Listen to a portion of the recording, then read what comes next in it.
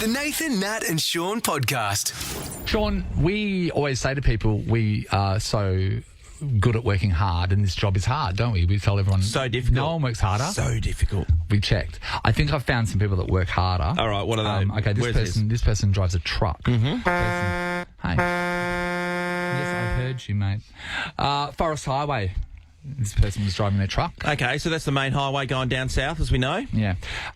There's been some disturbing images shared over the weekend, Sean, of the footage that has emerged because from that truck spilt what looks like thousands of kilos of offal.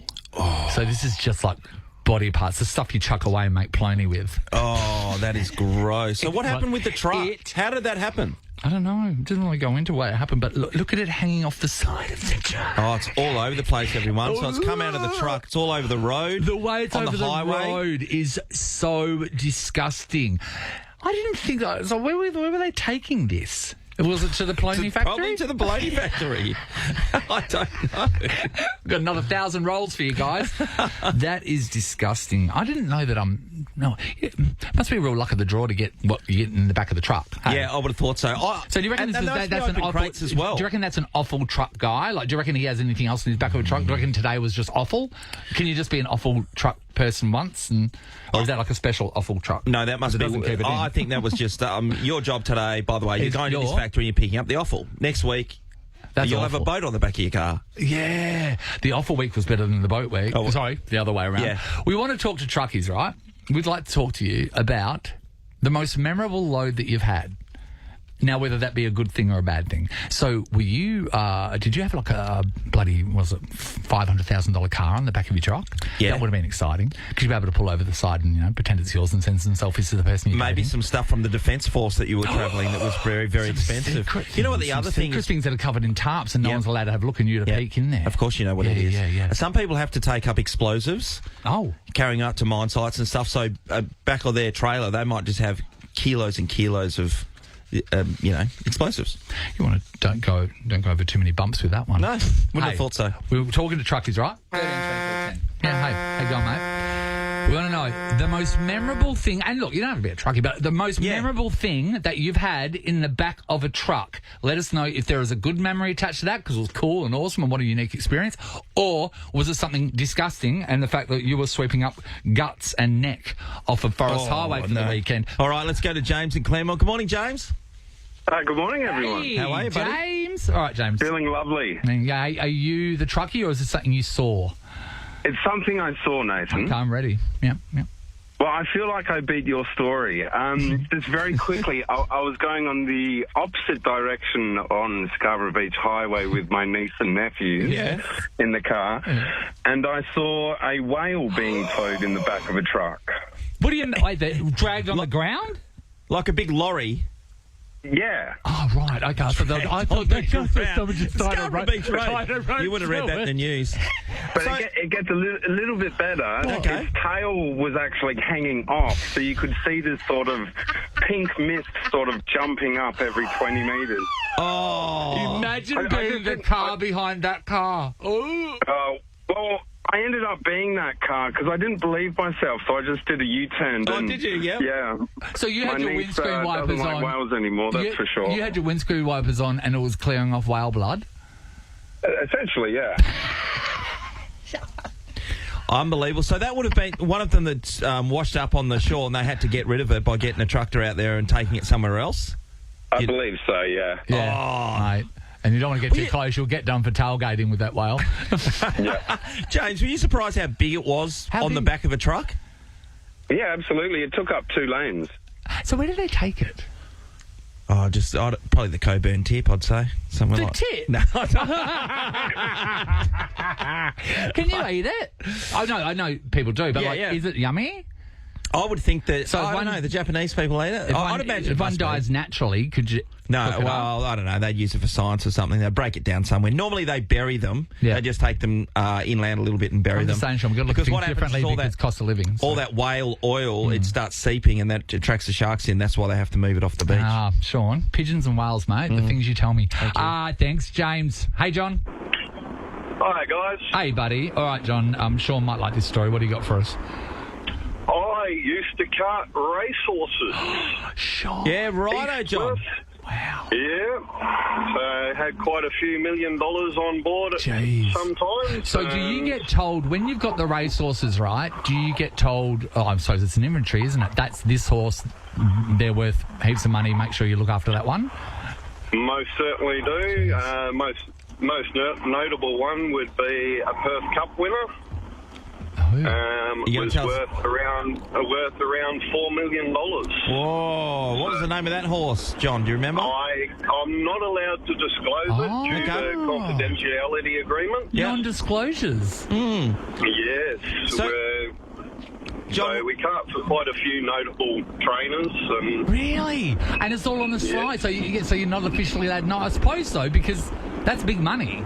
This is like. It is big money, and it's sort of. So we can't bet on the horses and such. Oh, yeah, yep. Has anything ever gone wrong when taking the horses around? We've had a couple that have put their hooves through the back wall of the trailer and caused a bit of damage to themselves and our trailer. No. Yeah, right. Yeah, because they do that all the time. John, when you're taking them from West Coast to East Coast, do you stop along the Nullarbor, get them off, have a wee and a drink and stuff, or what happens? No, we actually used to do express, so it was 2-up driving, and we'd stop on average every 4 hours or so and feed and water and check the horses and such. But keep driving all the way through. Yeah, express to Adelaide, and then we'd stop in Adelaide for a break, and then down to Melbourne and offload there and do the return trip. Mate, I've not spoken to a horse transporter before. Nice. Sean's dream job. I bet you that truck was just full of Sean's old horses, wasn't it? All the good ones, yeah. I reckon a few of his losers might have been on there. Well, you know what? 1,000 children right now are enjoying a craft project, thanks to Sean. Well done, Sean. You're doing a lot for the industry. Let's finish up with Callan from Kalgoorlie. Hey, Callan. Hey guys, how you going? Are you in Kalgoorlie right now, or are you just from Kalgoorlie? I live in Kalgoorlie. I'm in Kambalda at the moment, on my way over east. Hey. Oh, how good. What area in Kalgoorlie do you live? I was a Lamington boy. I'm behind the racecourse on Charles Street. So Charles Street. For us. There's some nice houses along there. Darren McCauley always calls out in the races. Straight down Charles Street. I hear it all the time. Yeah. Set the drone up in the backyard and bet on some horses. Oh, mate, all I remember playing outside of Nana's house was the sheep trucks going past, and they would stink. So is this a sheep truck story or what? No, this one is years ago. I had a mate who was training me up on trucks, and he told me he's a Kiwi lad. He told me he went to America, built his own truck over there, as a luxury car transporter with one of the local transporting mobs over there. Yeah, he would transport vehicles for people like Jay Leno and all that. The inside of his trucks trailers were just absolutely manicured Jarrah timber floors and stuff like that. Oh, right. So like a showroom, but on the back of a truck. Yeah. He would transport them to their owners. He would transport to car shows and stuff like that. So what sort of cars? Do you know any of the cars that he had in there? Anything? I reckon the most famous one that he said he has transported was Chitty Chitty Bang Bang. Chitty Bang Bang. All right, so we've got a person here that's around 30 years old. Sam, do you know what Chitty Chitty Bang Bang is? It's a car. Do you not know? It's a car. So Chitty Chitty Bang Bang. That was a oldie timely movie. Was it black and white or did you just get colour? I don't know. And it was something we watched as a kid and we enjoyed it back then. That's how sad life was. And it was a car that sort of came to life or something, didn't it? It was like it had wings and it could fly. Is that right, Cal? Yeah, it had something like that. Yeah, it had its own little mind and stuff like that. It was the first Herbie. Yeah. Yeah, it's still like an old 1930s bloody. Oh, I don't know. Mate, that was my nana had that tape and Bed Knobs and Broomsticks, and that's all we used to watch. The Gen Y people with top knots and whatever these days, they wouldn't know what the hell that is. But the top knots don't know the fact that we were looking forward to watching a country practice. How disgusting that is. But he told me that story, and I couldn't believe it. You know, and that's always been my bucket list, is to go drive in America and. But yeah. Oh yeah, the amount of friends you'll make along the way driving Chitty Chitty Bang Bang. And even had a song, Sam. Even a song. It's been one of the goals, and you know, I'm driving in bloody Kalgoorlie at the moment, so yeah, I'm enjoying it. Very close to the streets of LA. Is Kalgoorlie all right? Any news report from Cal? Still smells near the BP. Oh, Sean, that's what we call a tradition. The Nathan, Nat and Sean podcast.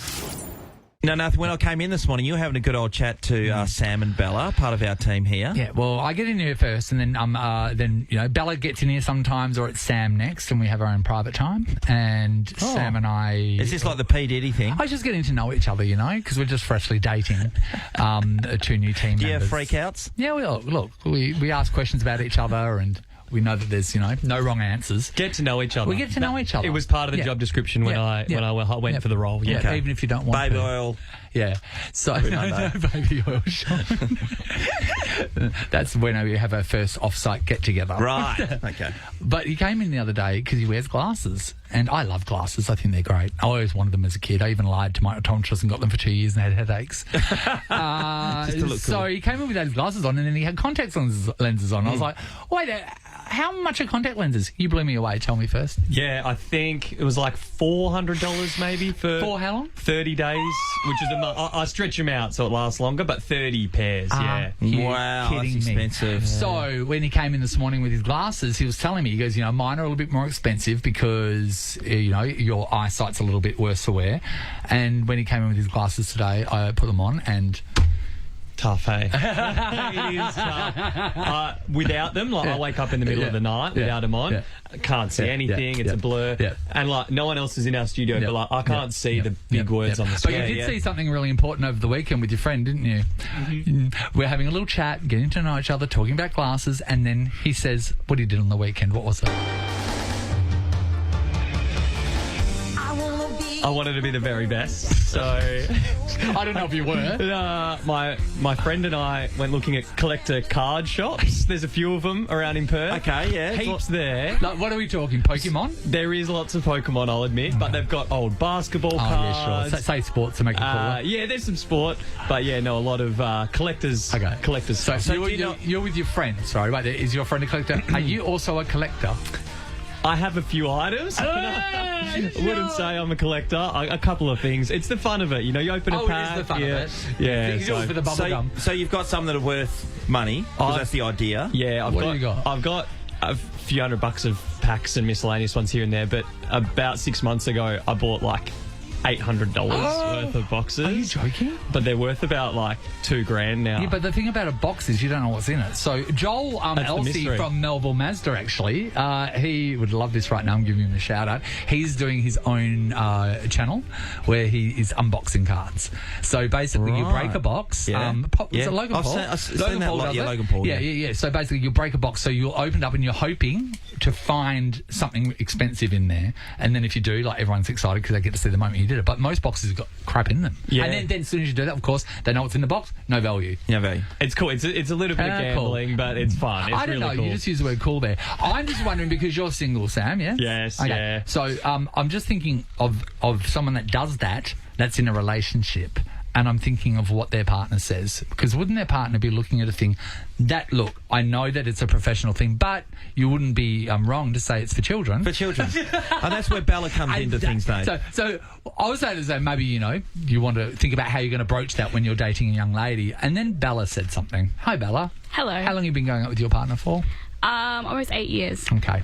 Talk to us about something that he may do that could be for children, but he does it too, and I want to know your feelings towards it.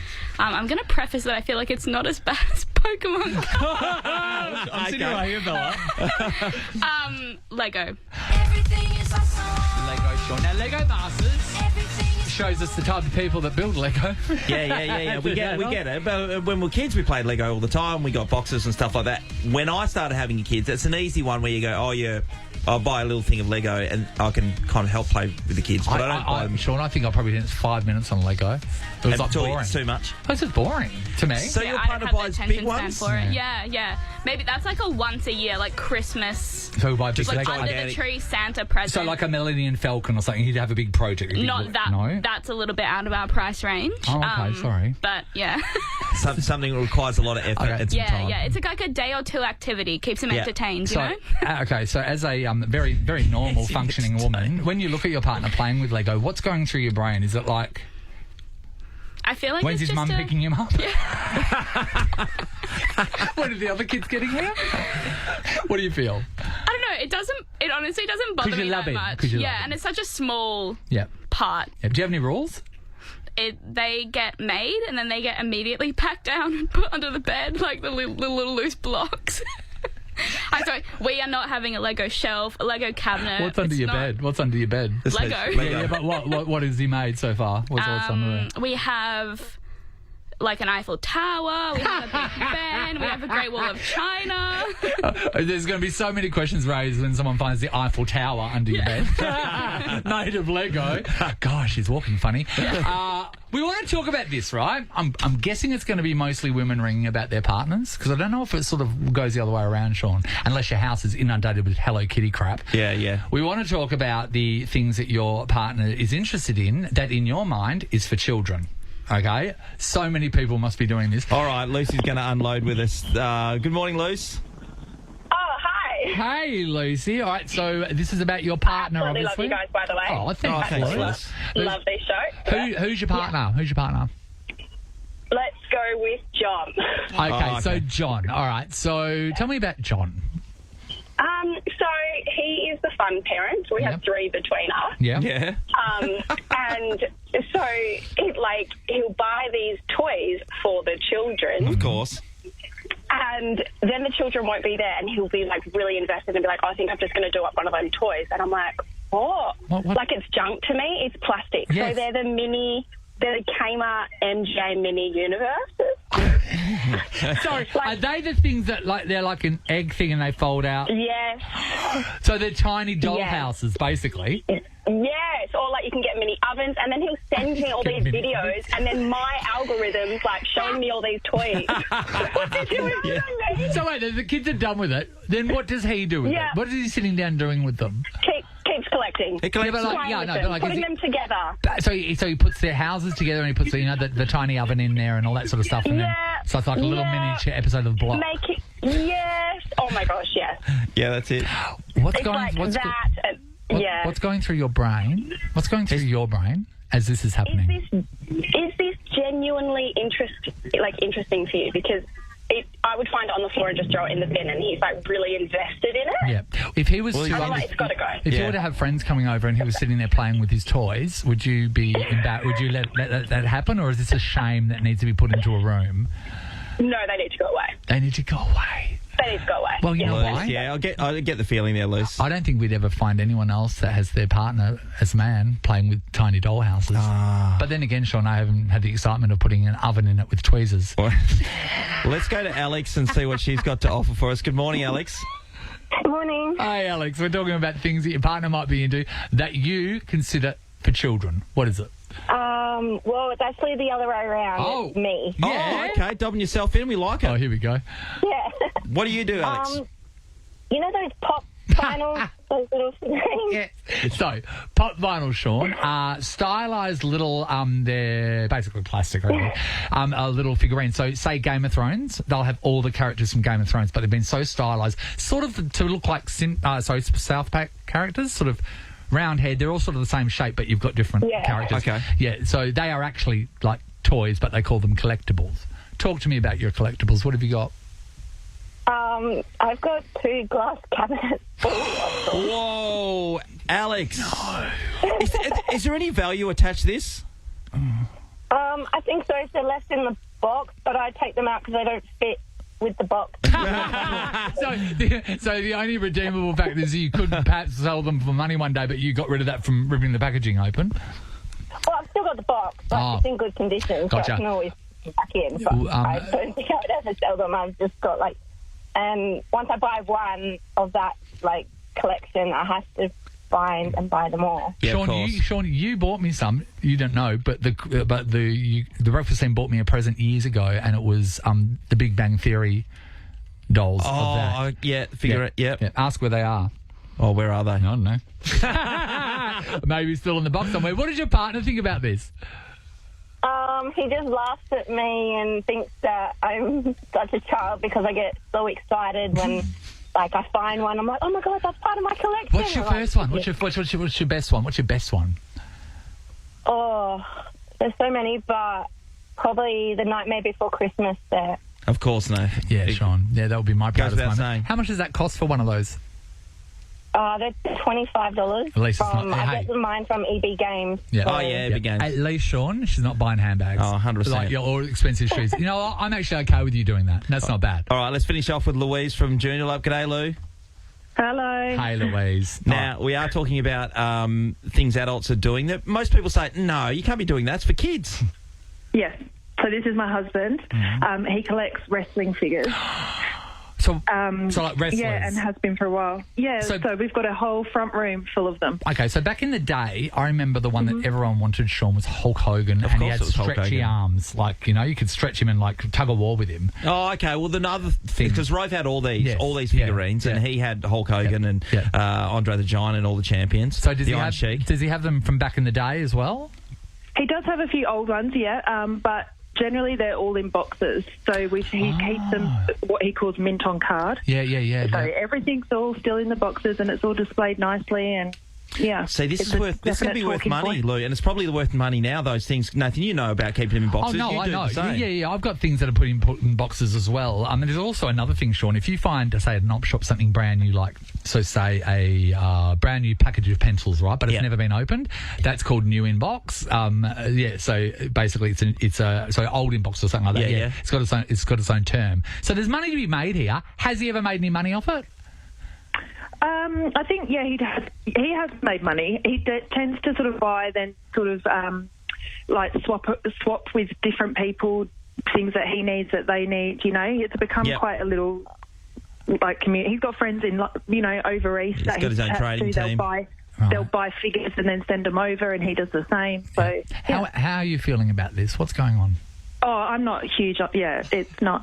I wouldn't choose to have it in my front room if I had a choice. At least it's no longer in my study. It can no longer be seen when I'm on Zoom meetings, which it was at one point. Why are you doing a show? Why are you doing a meeting from Toys R Us? That's right. I want to know, did he tell you about this right at the start of your relationship, or is this something that happened during your relationship? I feel like it's something. We've been together 20 years, so it wasn't. It's sort of in the last maybe 8 or 10 years, but it's kind of gradually happened. It's like I didn't realise it was happening, and then one day it was bang. Oh, Lou, well, I'm feeling for you. We all are.